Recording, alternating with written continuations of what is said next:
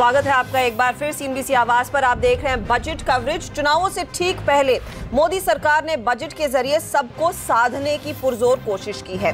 Budget में किसानों, मजदूरों और मिडिल क्लास के लिए तोहफे आए हैं। वित्तीय अनुशासन का संकल्प भी है। रियल एस्टेट सेक्टर को संजीवनी बूटी देने की कोशिश की है और बजट में बाजार मोटे तौर पर आप कह सकते हैं कि खुश भी है। बाजार को मिडिल क्लास और किसानों के हाथों में पैसे आने की, खपत बढ़ने की पूरी उम्मीद भी जग गई है।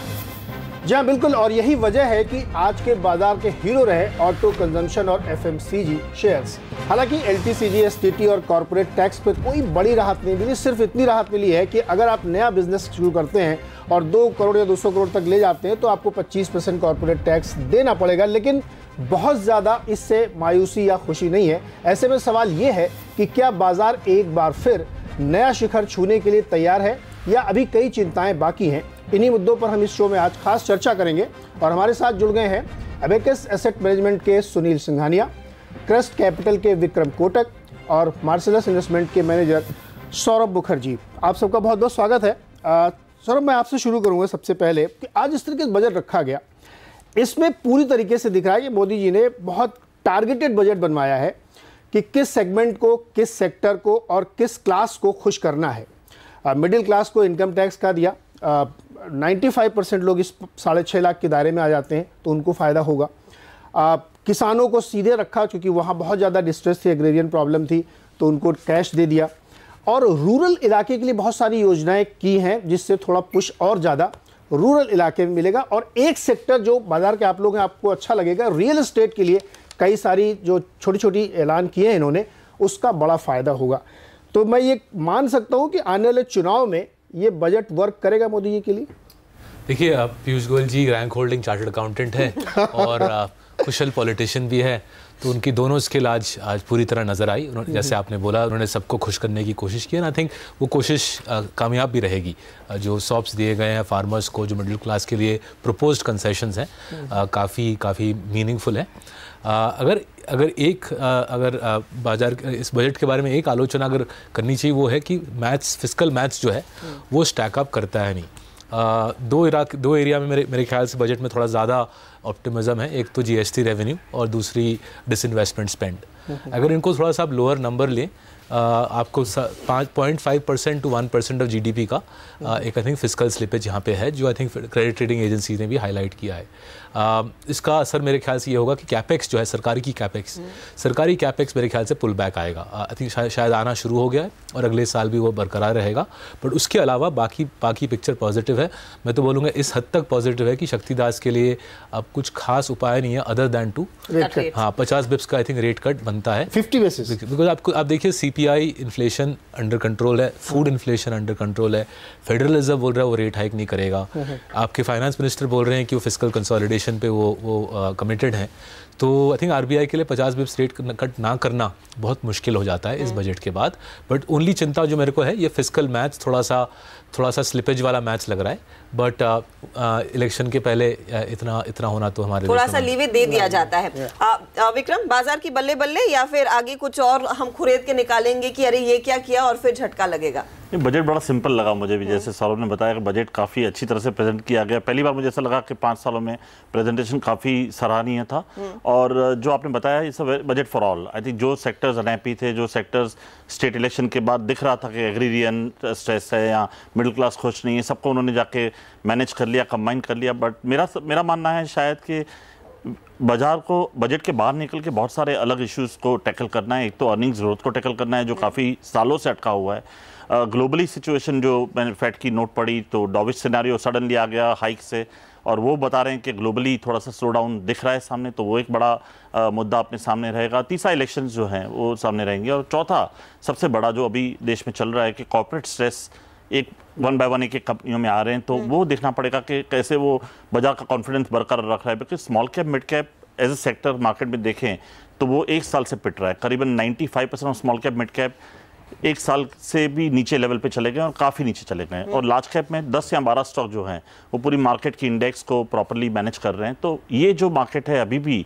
डेप्थ वाली मार्केट नहीं है, पार्टिसिपेटिव मार्केट नहीं है। तो हमको ये देखना है कि ये बड़ा जो पिक्चर है तेजी का, ये शायद इलेक्शन के बाद ही इमर्ज होगा। अभी ये मार्केट, तो इस बजट को देखकर आप ऐसा कॉल नहीं लेंगे कि मैं बस भरकर पैसा लगा दूं इस मार्केट नहीं, बजट में को लेके कोई ऐसा कॉल नहीं ले सकते जिससे, बिकॉज अर्निंग्स ग्रोथ नहीं आ रही है, जैसे केपेक्स नहीं हो रहा है। अगर आप केपेक्स ही नहीं करोगे तो इकोनॉमी में एम्प्लॉयमेंट कहाँ से आएगा, इकोनॉमी में डिमांड कहाँ से बढ़ेगी। आप जो कर रहे हो वो शॉर्ट टर्म स्टेप ले रहे हो कि कंजम्पशन बढ़ा रहे हो, फार्मर को खुश कर रहे हो, जिससे लॉन्ग टर्म प्रॉब्लम सॉल्व नहीं हो रहा है। जैसे मैंने कहा, मेक इन इंडिया बजट होना चाहिए था, वो जय जवान जय किसान बजट है, तो उससे लॉन्ग टर्म प्रॉब्लम सॉल्व नहीं हो रही है। तो मेरा ये मानना है कि बजट एक बार के लिए बहुत अच्छा बजट है इन करंट हालातों में, बट इसको आप मुझे बोले कि 8% या 9% जीडीपी ग्रोथ ले जाने वाला बजट है, वो नहीं लग रहा है मुझे। सुनील को शामिल करते हैं इसमें। सुनील जी, बजट आपने सुना देखा, इसको दो हिस्सों में रखते हैं, जो भी कोटक साहब कह रहे हैं कि एक तो ये है कि आप मंडे को बजट भूल जाएंगे और आप फिर ट्रेड वॉर और अर्निंग ग्रोथ, रिजल्ट सीजन और आरबीआई की तरफ देखेंगे। एक हिस्सा वो बनता है, और दूसरा हिस्सा ये बनता है कि नहीं, मंडे को हम और पिछले 2 दिन में सैटरडे संडे और ध्यान से पढ़ेंगे और फिर इस पर रिएक्ट करेंगे। तो आप किस साइड में हैं? नहीं, डेफिनेटली वीकेंड पे ध्यान से पढ़ेंगे, लेकिन मेरा ये मानना है कि बजट लास्ट कुछ सालों से धीरे धीरे नॉन इवेंट होते जा रहा है।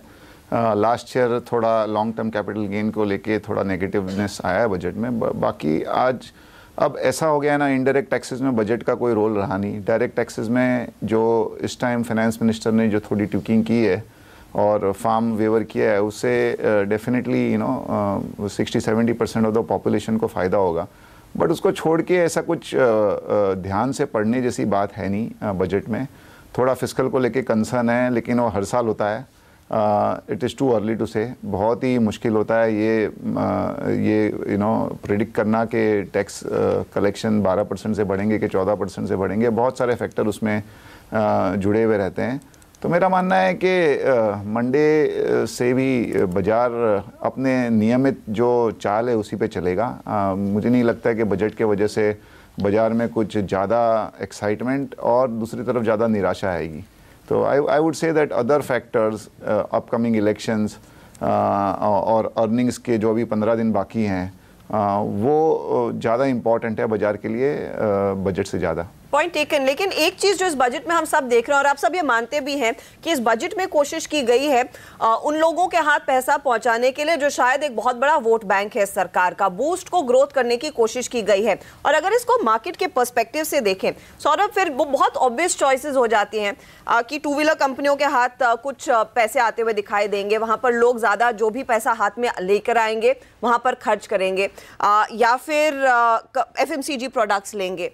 ये जो कंजम्पशन थीम है ये सालों से निरंतर चली आ रही है भारत में, यही थीम आगे भी बढ़ेगी इलेक्शन तक, उसके आगे तक, और शायद अर्निंग्स ग्रोथ वहां पर दिखाई दे। आई थिंक डेमोक्रेसी होने का एक बड़ा फायदा हमारे देश में यही है कि इलेक्शन के पहले सरकार मजबूर होती है पैसा बांटने के सिलसिले में शामिल होने में।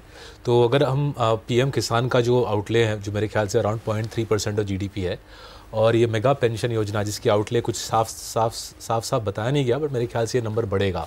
जैसे 1 रैंक 1 पेंशन का आउटले 50 गुना बढ़ा है लास्ट 5 साल में, मेरे ख्याल से मेगा पेंशन का योजना का आउटले भी बढ़ेगा। ये दोनों अगर जोड़ें तो एक काफ़ी स्ट्रॉन्ग कंजम्पशन स्टिमुलस है, अप टू से 0.5% ऑफ जीडीपी एक कंजम्पशन स्टिमुलस हो सकती है, क्योंकि ये पैसा आप बिल्कुल सोसाइटी के सबसे गरीब लोगों में बांट रहे हो। उसका कंजम्पशन स्टिमुलस शायद 0.5% सरकार बांटेगी, जिसको हम फिस्कल मल्टीप्लायर बोलते हैं, उसके ज़रिए से 1-1.5% ऑफ जीडीपी भी बन सकता है, क्योंकि आप गरीबों में बांट रहे हो, वो जाके खर्चा करेंगे। सो कंजम्पशन थीम वापस आएगा। हाँ, कंजम्पशन थीम को और बढ़ावा मिलेगा FY20 में। आई डोंट थिंक कैपेक्स के लिए कुछ खास है इस बजट में, बट कंजम्पशन को बढ़ावा देने के लिए FY20 में मीनिंगफुल मेजर्स हैं और कंजम्पशन स्टॉक को और बढ़ावा मिलेगा। लेकिन जैसे विक्रम ने बोला, अगर आप कैपेक्स नहीं करोगे, आप जॉब नहीं क्रिएट करोगे, तो हमारे इकोनॉमी का वो वाला बिट ठप ही रहेगा। और आपने PSU बैंक्स के लिए कुछ अनाउंस तो किया नहीं है, तो अगर बैंकिंग सिस्टम सदमे में लटकी रहेगी तो कंजम्पशन को फाइनेंस करने का जरिया भी नहीं रहा, कैपेक्स को फाइनेंस करने का जरिया नहीं रहा। सो pro consumption budget, but capex की चिंता जारी रहेगी। और कब तक वेदर FY20 में इंडिया में कैपेक्स साइकिल शुरू होगा या नहीं, वो बोलना आसान नहीं है। मेरे को लग रहा था कि इलेक्शन के बाद कैपेक्स साइकिल शुरू होगा, बट इस बजट के बाद कुछ क्लैरिटी उस मुद्दे पे आ नहीं रही। ये एग्जैक्टली विक्रम के पास में जाना हूँ कि जो आप कहते हो आउटले करीब 35,000 करोड़ के आसपास बनता है, जिसमें वो 15,000 रुपये जमा कराएंगे, उसके बाद वो गरीबों को पेंशन होगी, एक हिस्सा ये। लेकिन एक सेक्टर जो रियल एस्टेट वाला है उसके लिए कई ऐलान हुए। देखिए, जो मेन मुद्दा था जीएसटी वाला, उसको उन्होंने कहा कि उस पर सरकार का बिल्कुल फर्म डिसीजन है कि उसको हम नीचे लाएंगे।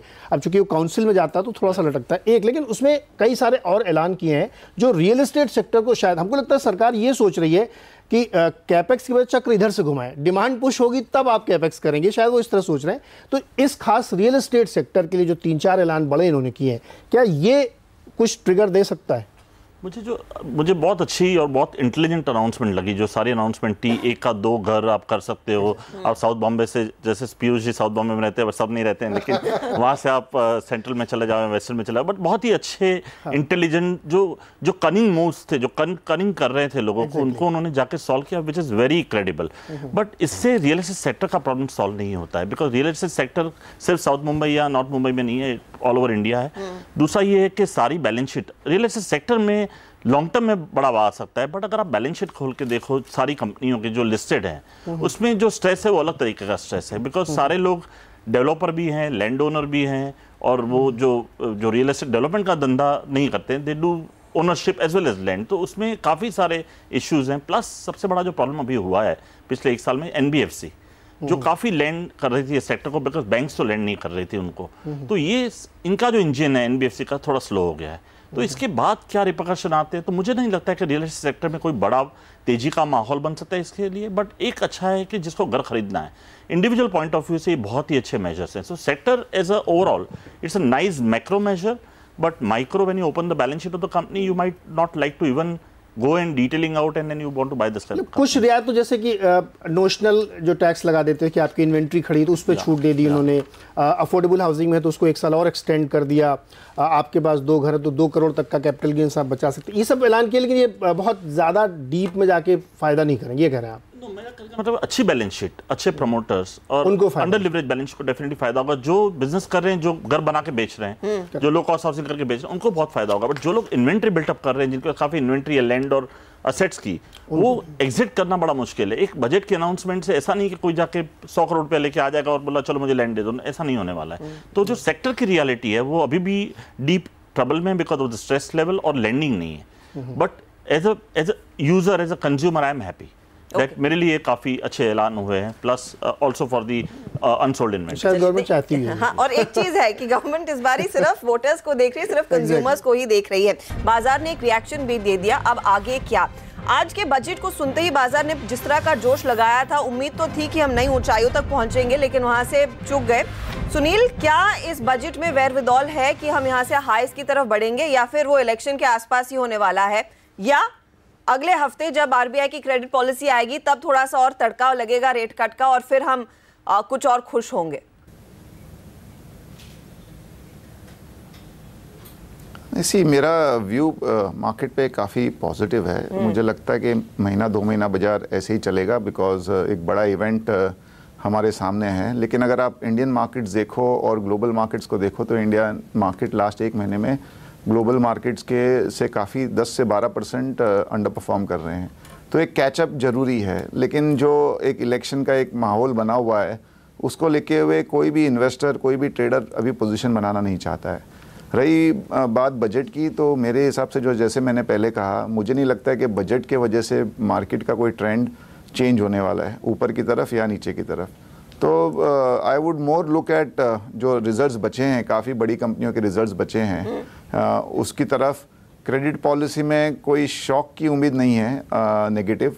हो सकता है कोई पॉजिटिव जो थोड़ा एक डोविश काइंड का अगर स्टेटमेंट मिल जाए नए गवर्नर से, तो थोड़ा बाजार एक दिशा पकड़ सकता है। बट बाकी जो बड़ा ट्रेंड है वो इलेक्शन के आसपास ही नज़र आता हुआ दिखता है। एंड अगेन आई रिटरेट, बजट के वजह से कोई ट्रेंड में चेंज ऊपर या नीचे की तरफ नहीं दिखता है। बजट की वजह से ट्रेंड नहीं, सर चूँकि पॉलिटिकली थोड़ा सा बात मैं करना चाहूँगा। मैं इसलिए कह रहा हूँ कि 3 इलेक्शन जब भी हुए थे राज्यों के, उस पर आप पीछे जाइए, वहाँ पे बड़ा एक कंसेंसस था कि उन राज्यों में जो होगा मार्केट के लिए बड़ा डिसाइसिव होगा। वो 3 इलेक्शन वो हार गए। उसके बाद फिर नए ट्रिगर्स आ रहे हैं कि हम यूरोप को देख रहे हैं, ब्रेग्जिट को देख रहे हैं, फिर यूएस को ट्रेड वॉर को देख रहे हैं, अब ये बजट भी आ गया। अब मैं ये जानना चाहता हूँ कि वो क्या चीज़ें जो मार्केट को होल्ड कर रही है बावजूद इसके कि कम से कम 20 क्वार्टर से अर्निंग नहीं आ रही है, उसके बावजूद क्या चीज़ें मार्केट को होल्ड कर रही है? देखिए, आइदर अर्निंग ग्रोथ आनी चाहिए या मार्केट सस्ती होनी चाहिए। हमारे देश में मेरे ख्याल से निफ्टी का फेयर वैल्यू 9,500 के आसपास है, तो मार्केट महंगी है। और जैसे आप बोल रहे हो 5 साल हो गए अर्निंग्स ग्रोथ नहीं आ रही, सो ये दोनों में से एक होना पड़ेगा। अब नेक्स्ट 2-3 महीने में तो लगता नहीं अर्निंग्स ग्रोथ सडनली आ जाएगी, अगले फिस्कल में आएगी या नहीं बोलना मुश्किल है। मेरे ख्याल से इलेक्शन का भी उतना महत्व नहीं है जैसे जितना शायद लोग समझ रहे हैं। बिल्कुल मैं सुनील की बात से सहमत हूँ कि बजट का उतना महत्व नहीं रहा। अब देखिए, सरकार का स्पेंड, सेंट्रल गवर्नमेंट का स्पेंड barely 10% ऑफ GDP है, तो उतना सरकार के लिए इकोनॉमी को घुमाना अब संभव रहा नहीं। बट अगर इंडिया की हिस्ट्री देखिए, इलेक्शन का भी उतना कुछ सिग्निफिकेंस नहीं रहता। मार्केट को ना तो समझ आती इलेक्शन में होगा क्या, और इलेक्शन के रिजल्ट आने के बाद भी मार्केट का रिएक्शन काफ़ी बार गलत रहता है। सो FY20 में कैपेक्स रिकवरी होगी या नहीं, उस सबसे महत्वपूर्ण सवाल है। अभी तक कुछ खास रिकवरी नज़र नहीं आई, लेकिन जो सबसे पॉजिटिव इंडिकेटर है इस मुद्दे पे वो है कि RBI का कैपेसिटी यूटिलाइजेशन का जो डेटा है वो हर महीने छप रहा है कि 75 से 80% कैपेसिटी यूटिलाइज्ड है। अगर आप इंडिया की हिस्ट्री देखें, टिपिकली इस जंक्चर पे 75-80% कैपेसिटी यूटिलाइजेशन में कैपेक्स साइकिल शुरू होता है जी। तो अगर शक्तिदास जी 50 बिप्स का रेट कट कर दे, अगर किसी तरह बैंकिंग सेक्टर की हालत इंप्रूव हुई, देन FY20 में कैपेक्स रिकवरी की संभावना बढ़ती है और एक more broad based market recovery आने की संभावना बढ़ती है। तब तक हम इसी पैटर्न में रहेंगे जहाँ पे मार्केट की स्टॉक स्पेसिफिक एक्शन रहती है, हर महीने कोई ना कोई कॉर्पोरेट गवर्नेंस स्कैंडल फूटता है और इन्वेस्टर में एक रिस्क का एक फोबिया बना रहता है। सुनील, निवेशक तो यही समझना चाहेंगे कि इस समय स्टांस क्या हो, और एक जो पेन पॉइंट अभी भी है, एक तो NBFC का दर वो लगातार चल रहा है, हम देख रहे हैं अलग अलग दिन अलग अलग कहानियां निकलती रहती हैं, वो स्ट्रेस तो डेफिनेटली है। और साथ ही साथ बैंकों को लेकर आज जिस तरह की स्थिति देखने को मिली बजट के ठीक बाद, यहाँ पर भी लोगों के बीच में असमंजस है कि इधर पैसा एलोकेट करे या ना करे। आप इस समय क्या पर्सपेक्टिव रखना चाहेंगे फाइनेंशियल्स पर? नहीं, मैं काफ़ी पॉजिटिव हूँ। इनफैक्ट आप बैंक्स भी देखेंगे तो 3 कॉर्पोरेट बैंक्स के रिजल्ट्स आए हैं, एक्सिस बैंक और फिर ICICI और अभी स्टेट बैंक। आई थिंक तीनों में एसेट क्वालिटी बहुत ही ज़ोर से इम्प्रूव हुई है। ग्रॉस NPL नीचे हैं, नेट NPL नीचे हैं, ऑपरेटिंग प्रॉफिट और जो निम्स हैं उसमें इम्प्रूवमेंट आया है। तो रिजल्ट के हिसाब से काफ़ी अच्छे रिजल्ट्स आए हैं। ऑब्वियसली थोड़ा सा एक बहुत तेज़ी से शेयर के दाम बढ़ गए थे, तो थोड़ा सा एक प्रॉफिट बुकिंग का माहौल देखने को मिला आज। बाकी result wise, quality of balance sheet wise it could not have been better. जहाँ तक NBFC का सवाल है, वहाँ पे भी मेरा मानना है कि थोड़ा एक पॉजिटिवनेस व्यू है। ओनली दोज NBFC जिसका डेवलपर में ज़्यादा एक्सपोजर है उनको दिक्कत है, और वो आगे दिक्कत बनी रहेगी क्योंकि डेवलपर की लिक्विडिटी पोजीशन अभी भी काफ़ी ख़राब है। बट जहाँ तक हाउसिंग लोन्स का सवाल है, जो NBFC का जो एक्सपोजर हाउसिंग लोन की तरफ ज़्यादा है, उनमें मेरे हिसाब से बहुत अच्छा एक अपॉर्चुनिटी है। शेयर के दाम काफ़ी ज़ोर से नीचे आ गए हैं। अन्य NBFC के भी आप रिजल्ट देखिए तो whether it is Bajaj finance और महिंद्रा और चोलामंडलम, सब ने अच्छे रिजल्ट्स डिक्लेयर किए हैं, जहाँ उनके एसेट क्वालिटी में भी कोई प्रॉब्लम नहीं आया है, मार्जिन भी ठीक ठाक हैं और प्रॉफिट ग्रोथ भी अच्छे आए हैं। तो यहाँ से मैं बहुत NBFC as well as banks में कंस्ट्रक्टिव रहूँगा। खाली जो NBFC का एक्सपोजर डेवलपर लोन की तरफ ज़्यादा है, उससे थोड़ा सा एक बच के रहना चाहिए। बाकी पूरे सेक्टर में एक पॉजिटिव व्यू है हमारा।